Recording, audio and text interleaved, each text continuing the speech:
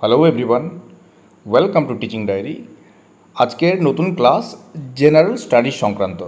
আমাদের food SI যে পরীক্ষা রয়েছে সেখানে মোট 50টি জেনারেল স্টাডিজের কোশ্চেন থাকবে। আজকের এই ক্লাসে আমি history, geography, polity, traditional GK এইসব মিলিয়ে মোট 50টা কোশ্চেনের একটা সেট নিয়ে উপস্থিত হয়েছি। এই ভিডিওটা আশা করি তোমাদের অনেক কাজে লাগবে। এর আগে আমি ফুড এসআই রিলেটেড বিভিন্ন ক্লাস আপলোড করেছি, math, general studies, basic math, math tricks, এই সমস্ত ক্লাসগুলো আমি ডেসক্রিপশন বক্সে লিঙ্ক দিয়ে দেবো। যারা এখনও সেই ক্লাসগুলো দেখোনি তোমরা অবশ্যই সেই ক্লাসগুলো দেখবে। এই ক্লাসগুলো তোমাদের আশা করি ভীষণ কাজে লাগবে। আমরা চলে যাব আজকের জিকে ক্লাসে। আমাদের প্রথম প্রশ্ন, সত্যমেব জয়তে উক্তিটি কোথা থেকে নেওয়া হয়েছে?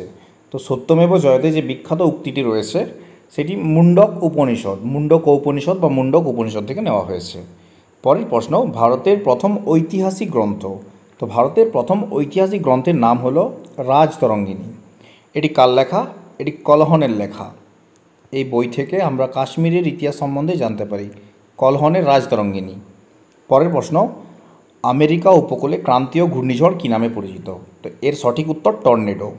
বিভিন্ন রকমের ক্রান্তীয় ঘূর্ণিবাত আছে, সেগুলোর বিভিন্ন নাম, তাদের ক্ষয়কারী শক্তি অনুযায়ী তাদেরকে বিভিন্ন নাম দেওয়া হয়, বা কখনো অঞ্চল বিভাগে, যেমন আমাদের পশ্চিম ভারতীয় দ্বীপপুঞ্জে একে বলা হয় হ্যারিকেন, ভারতে আমরা বলি সাইক্লোন, তারপর চীন সাগরে বলা হয় টাইফুন, আমেরিকা যুক্তরাষ্ট্রে এর নাম টর্নেডো। সবথেকে ধ্বংসকারী এই ক্রান্তীয় ঘূর্ণিবাতের নাম হলো টর্নেডো।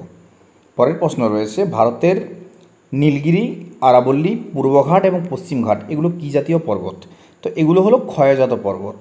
ক্ষয়জাত পর্বত মানে অতি প্রাচীন ভূঙ্গিল পর্বত, পরবর্তীকালে যেখানে তার মানে উত্থান ক্রিয়া শেষ হয়ে সেখানে ক্ষয়ক্রিয়া শুরু হয়ে গেছে এবং ধীরে ধীরে তার উচ্চতা হ্রাস পায়, এই জাতীয় পর্বতকে ক্ষয়জাত পর্বত বলা হয়।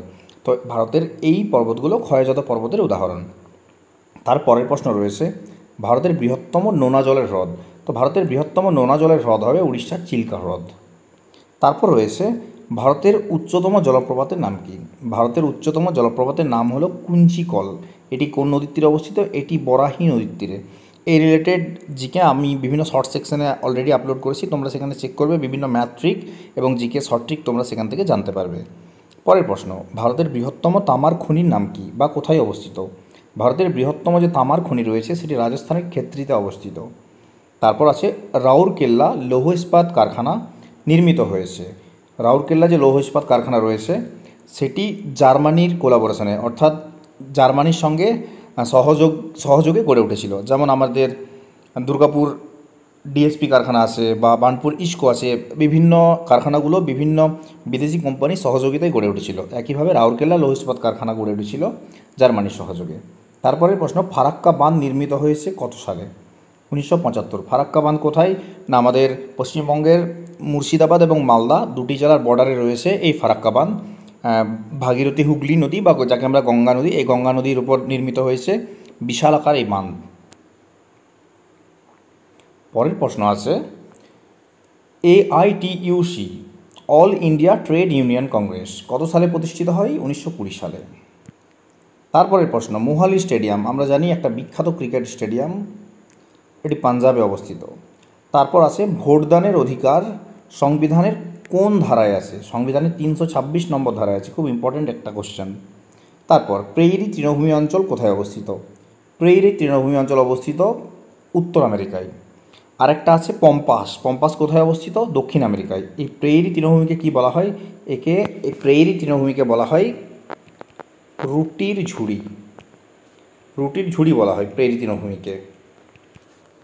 তারপরে প্রশ্ন আছে, পঞ্চায়েত রাজ ব্যবস্থা সংবিধানে কততম সংশোধনীতে বা অ্যামেন্ডমেন্টে স্বীকৃতি পায়? তার অ্যান্সার হবে 73 বা 73, 73তম সংশোধনীতে।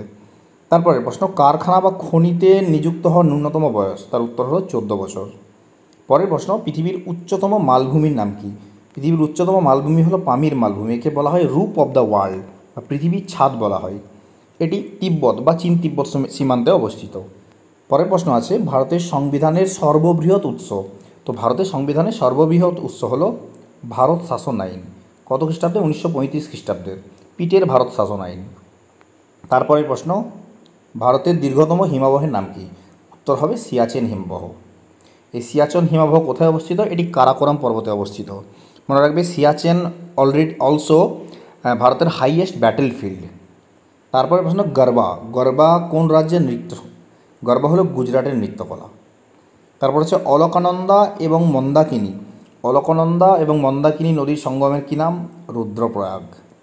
তো তোমাদের জন্য একটা প্রশ্ন রইল যে দেবপ্রয়াগ কোন দুটি নদীর সংযোগস্থল? অবশ্যই কমেন্ট বক্সে উত্তরটা জানাবে।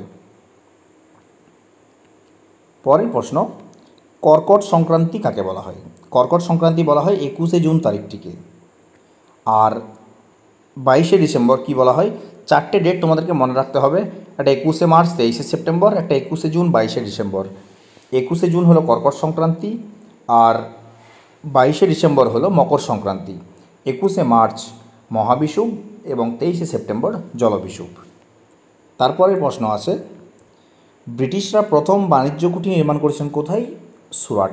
সুরাট কোথায় অবস্থিত? গুজরাট। তারপরের প্রশ্ন, মাদার টেরেসা নোবেল পুরস্কার পান কত সালে? 1979 খ্রিস্টাব্দে তিনি নোবেল শান্তি পুরস্কার বা পিস প্রাইজ পেয়েছিলেন। গণপরিষদের শেষ অধিবেশন কবে হয়েছিল? 1950 সালের 24শে জানুয়ারি। মৌলিক অধিকার রক্ষার্থে লেখ জারি করা হয় কত ধারা অনুযায়ী? 226 নম্বর ধারা অনুযায়ী। আচ্ছা, আরেকটা প্রশ্ন রয়েছে, গণপরিষদের প্রথম অধিবেশন কোথায় বসেছিল? দিল্লিতে। তারপরে প্রশ্ন, গান্ধী আরউইন চুক্তির অপর নাম? তো এই চুক্তিটির অপর নাম হলো দিল্লি চুক্তি। হর্ষবর্ধনের রাজধানী কোথায় ছিল? হর্ষবর্ধনের রাজধানী ছিল থানেশ্বর। মেগাস্থিনিস ভারতে আসেন। মেগাস্থিনিস মৌর্য সাম্রাজ্যের প্রতিষ্ঠাতা, চন্দ্রগুপ্ত মৌর্যের শাসনকালে। তার লেখা বইটির নাম তোমরা সকলেই জানো, তার লেখা বইটির নাম হলো ইন্ডিকা। পরের প্রশ্ন আছে, স্বদেশ বান্ধব সমিতি গঠন করেন কে? উত্তর হবে অশ্বিনী কুমার দত্ত। তারপরের প্রশ্ন, ভাস্কো দা গামা ভারত এসেছিলেন কত সালে? 1498। কোথায় না তিনি এসে পৌঁছান কালিকট বন্দরে। পরের প্রশ্ন আছে, ভারতের প্রথম মহিলা মহাকাশচারী। তো ভারতের প্রথম মহিলা মহাকাশচারী হলেন কল্পনা চাওলা। ভারতের প্রথম পুরুষ মহাকাশচারী রাকেশ শর্মা। ভারতের দীর্ঘতম নদী সেতু। তো বর্তমানে ভারতের দীর্ঘতম নদী সেতু হলো ভূপেন হাজারিকা সেতু। এটি ব্রহ্মপুত্র নদীর উপর গড়ে তোলা হয়েছে। তারপরের প্রশ্ন, আলেকজান্দ্রিয়া শহরটি অবস্থিত কোন নদীর তীরে? উত্তর হবে নীল নদের তীরে। নীলনদ পৃথিবীর দীর্ঘতম নদী, বৃহত্তম নয় কিন্তু, বৃহত্তম আমাজন, দীর্ঘতম নীলনদ। তারপরের প্রশ্ন, এপিজে আব্দুল কালাম ভারতের কততম রাষ্ট্রপতি? এর উত্তরটা হবে 11তম। মিস্টেকলি এখানে 14তম করা আছে, এটি 11। তিনি ছিলেন ভারতবর্ষের 11th রাষ্ট্রপতি। ভারতের বর্তমান রাষ্ট্রপতি হলেন শ্রীমতী দ্রৌপদী মুর্মু, তিনি 15, তিনি 15তম রাষ্ট্রপতি। আর উপরাষ্ট্রপতি হলেন জগদীপ ধনকর, যিনি আগে পশ্চিমবঙ্গের রাজ্যপাল ছিলেন। পরের প্রশ্ন, পশ্চিমবঙ্গের প্রথম মুখ্যমন্ত্রী কে? উত্তর প্রফুল্লচন্দ্র ঘোষ। দিলওয়ারা মন্দির কোথায় অবস্থিত? দিলওয়ারা মন্দির রাজস্থানের একটা বিখ্যাত জায়গা মাউন্ট আবুতে অবস্থিত। সুরাট শহরটি কোন নদীর তীরে অবস্থিত? সুরাট শহরটি তাপ্তি নদীর তীরে অবস্থিত। পরের প্রশ্ন, সেন্ট্রাল ড্রাগ রিসার্চ ইনস্টিটিউট কোথায় অবস্থিত? লখনৌতে। বিভিন্ন যে ইনস্টিটিউটগুলো আছে এগুলো আমি বিভিন্ন ভিডিও অলরেডি আপলোড করেছি, তোমরা গিয়ে দেখবে, সেখান থেকে তোমরা এই উত্তরগুলো পেয়ে যাবে। জীবাশ্ম সংক্রান্ত বিদ্যাকে কী বলা হয়? এটাকে বলা হয় প্যালিওন্টোলজি। প্যালিওন্টোলজি জীবাশ্ম সংক্রান্ত বিদ্যা। ভারতরত্ন পুরস্কার প্রদান করা হয় কত সালে? ভারতরত্ন পুরস্কার দেওয়া শুরু হয় 1954 খ্রিস্টাব্দে। তোমাদের জন্য একটা প্রশ্ন, ভারতরত্নের ফার্স্ট রিসিপিয়েন্ট কে ছিলেন বা প্রথম ভারতরত্ন জয়ী দুজন বিখ্যাত ব্যক্তি ছিলেন, তাদের নাম অবশ্যই জানলে কমেন্ট বক্সে জানাবে। রাজা রামমোহন রায়ের জন্মস্থান কোথায়? পশ্চিমবঙ্গের হুগলি জেলায়। পরের প্রশ্ন, সোনালী চতুর্ভুজের দৈর্ঘ্য। তো সোনালী চতুর্ভুজের দৈর্ঘ্য হলো 5846 কিলোমিটার। এটি 1999 খ্রিস্টাব্দে গড়ে তোলা হয়। তো সোনালী চতুর্ভুজ কি? সোনালী চতুর্ভুজ হলো ভারতের 4টে বিখ্যাত মেট্রোপলিটন সিটি, দিল্লি, কলকাতা, মুম্বাই এবং চেন্নাই। ভারতের 4 প্রান্তে অবস্থিত 4টি মেট্রোপলিটন সিটিকে অতি উন্নত মানের 4 লেন বিশিষ্ট সড়ক ব্যবস্থার মাধ্যমে সংযুক্ত করা হয়।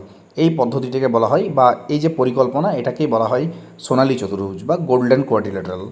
এরপর আছে রাজা সানসি বিমানবন্দর। রাজা সানসি বিমানবন্দর পাঞ্জাবের অমৃতসরে অবস্থিত। তারপর আছে ভারতের উচ্চতম মিনার। ভারতের উচ্চতম মিনার কুতুব মিনার, সেটি কোথায়?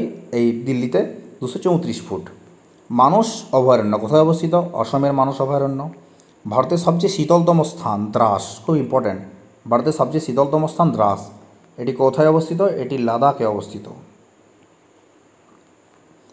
সতীদাহ প্রথা আমরা সকলেই জানি 1829 খ্রিস্টাব্দ রাজা রামমোহন রায়, আমাদের সমাজ সংস্কারক রাজা রামমোহন রায় এই বিষাক্ত প্রথাকে সমাজ থেকে নির্মূল করেছিলেন। কিন্তু প্রশ্ন হলো, তার আগে মধ্যযুগে একজন শাসক এই সতীদাহ প্রথা বন্ধ করার চেষ্টা করেছিলেন। তিনি হলেন মোহাম্মদ বিন তুগলক, যাকে ইতিহাসে পাগলা রাজা বলা হয়। প্রাচীন ভারতের প্রাচীন ভারতের স্বর্ণযুগ কোন যুগকে বলা হয়? গুপ্ত যুগকে ভারতের স্বর্ণযুগ বলা হয়। আচ্ছা, দুটো মুদ্রা, একটা রূপার মুদ্রা ছিল টঙ্কা এবং তাম্র বা তামার মুদ্রা ছিল জিতল, এই মুদ্রা দুটি প্রচলন করেন কে? এর উত্তর হবে ইলতুৎমিশ, দিল্লির দাস বংশের একজন সুলতান। পরের প্রশ্ন, পং বাঁধ কোন নদীর তীরে অবস্থিত? এটি বিপাশা নদীর তীরে অবস্থিত। পরের প্রশ্ন, আয়তনে পশ্চিমবঙ্গের বৃহত্তম জেলা? আয়তনে পশ্চিমবঙ্গের বর্তমানে সবচেয়ে বড় জেলা হলো দক্ষিণ 24 পরগনা। এই ছিল আজকের 50টা প্রশ্ন। আবার পরবর্তী 50টা সেট নিয়ে উপস্থিত হব পরবর্তী ক্লাসে। তার আগে আবার ম্যাথসের ক্লাস, যেমন বলেছি, একদিন ম্যাথ একদিন জেনারেল স্টাডিজ, এইভাবে আপলোড চলতে থাকবে। এই কোশ্চেনগুলো শুধুমাত্র food SI, mission food SI হলেও সেটি আগামী দিনে পশ্চিমবঙ্গের রাজ্য সরকারের বা কেন্দ্রীয় সরকারের বিভিন্ন চাকরির পরীক্ষায় এই কোশ্চেনগুলো দেখা যায় বা অলরেডি এসেছে। ভিডিওটা কেমন লাগলো অবশ্যই কমেন্ট বক্সে জানাবে। ভালো লাগলে অবশ্যই বন্ধুদের সঙ্গে শেয়ার করবে। আর যারা এখনও চ্যানেলটা সাবস্ক্রাইব করনি, অবশ্যই চ্যানেলটা সাবস্ক্রাইব করে পুরোনো ভিডিওগুলো দেখবে। সেগুলো থেকে তোমরা আশা করি অনেক উপকার পাবে। ততক্ষণ সকলে ভালো থেকো, সুস্থ থেকো এবং চ্যানেলের সঙ্গে থেকো। ধন্যবাদ।